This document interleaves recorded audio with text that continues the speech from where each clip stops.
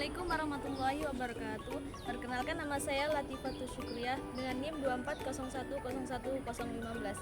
Baiklah, saya di sini akan menjelaskan tentang materi kesuburan tanah. Yang pertama yaitu status hara tanah. Status hara tanah adalah tingkat ketersediaan unsur hara yang dapat diserap dan dimanfaatkan oleh tanah. Status hara dipengaruhi oleh jenis tanah, kandungan unsur hara, bahan organik tanah, pH tanah, serta pemupukan tanah. Yang selanjutnya yaitu metode evaluasi kesuburan tanah.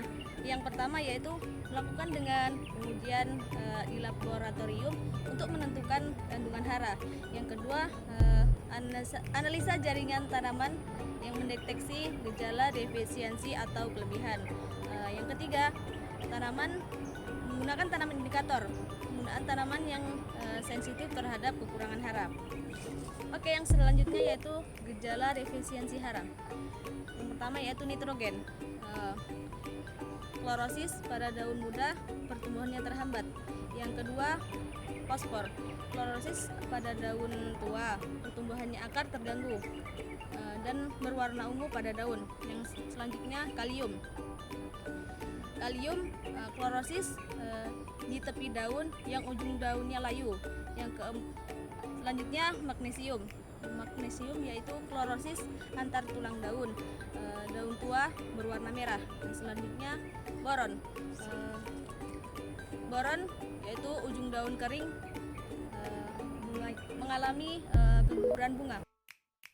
Oke, yang ketiga yaitu evaluasi kemampuan lahan. Yang pertama yaitu menentukan potensi lahan dalam mendukung aktivitas pertanian dan perkebunan.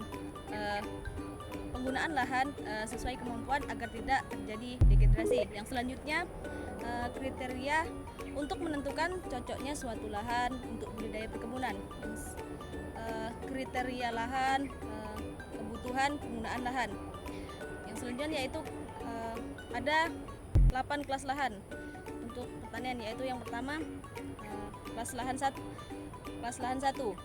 Lahan 1 sangat baik untuk pertanian tidak terbatas. Yang selanjutnya kelas lahan yang kedua masih cocok untuk pertanian, perlu sedikit konservasi tanah. Yang kelas ketiga masih bisa untuk digunakan lahan budidaya dengan konservasi lebih serius. Kelas lahan yang keempat yaitu masih bisa untuk lahan pertanian namun dengan pengolahan yang khusus. Selanjutnya kelas lahan yang kelima tidak cocok untuk pertanian karena hambatan fisik, batuan, banjir musiman. Kelas lahan yang keenam yaitu tidak cocok untuk pertanian, pembatas sangat berat, lereng seperti lereng curam. Kelas lahan yang ketujuh sangat tidak cocok untuk pertanian, banyak kendala yang fisik seperti hutan lindung. Kelas lahan yang ke-8 yaitu tidak cocok untuk pertanian, hanya untuk cagar alam. Oke, yang selanjutnya yaitu evaluasi kelas kesesuaian lahan.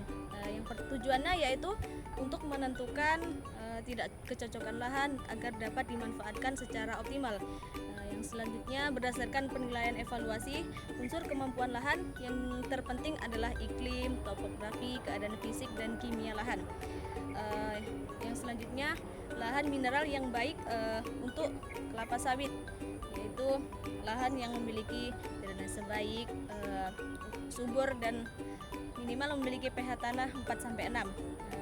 Tanahnya berjenis latusol, pulvisol dan mengandung hara makro, nitrogen, fosfor, kalium, Mg dan mikro. Oke, baiklah, terima kasih. Cukup ini penjelasan dari saya. Kepada Ibu Zakia mohon bimbingannya. Apabila terdapat kesalahan, saya mohon maaf yang sebesar-besarnya.